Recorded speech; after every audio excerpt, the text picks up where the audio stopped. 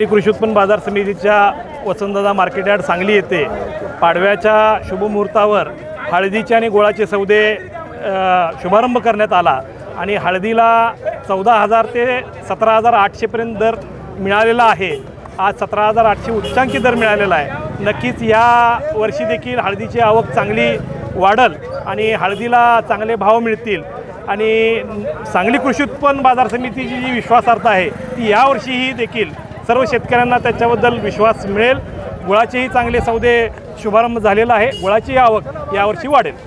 अतिवृष्टीमुळे उत्पादनावर फटका बसला आहे। अतिवृष्टीमुळे येणाऱ्या पुढच्या उत्पादनावर नक्कीच फटका बसलेला आहे, परंतु आत्ता सध्या हळदीचं उत्पादन गेल्या वर्षीपेक्षा उत्पादन वाढलेलं आहे। त्यामुळं सांगली बाजारपेठेत हळदीची आवक नक्की वाढेल असं आम्हाला वाटतं। पाडव्याच्या शुभमुहूर्तावर मार्केट कमिटीचे चेअरमन सुजय शिंदे यांच्या हस्ते आज गुळाच्या सौद्याचा आणि हळदीच्या सौद्याचा प्रारंभ झाला। हळदीला आज अत्यंत उत्साहामध्ये सौदा पार पडला। खाली 10,000 आणि वरती 17,800 असा दर आज शेतकऱ्यांना मिळाला।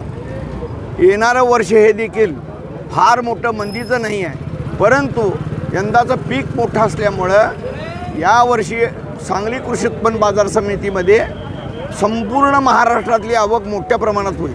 परपेठेतली देखील होईल, आपल्या सांगली जिल्ह्याची देखील होईल। एकंदरीत यंदा अत्यंत मोठा व्यापार सांगलीमध्ये पूर्ण महाराष्ट्रातला मोठा व्यापार होण्याची शक्यता आहे। या कार्यक्रमाच्या दृष्टीने तुम्हाला इतकंच सांगतो की हळद ही वस्तू अशी झालेली आहे की त्याची निर्यात फार वाढली।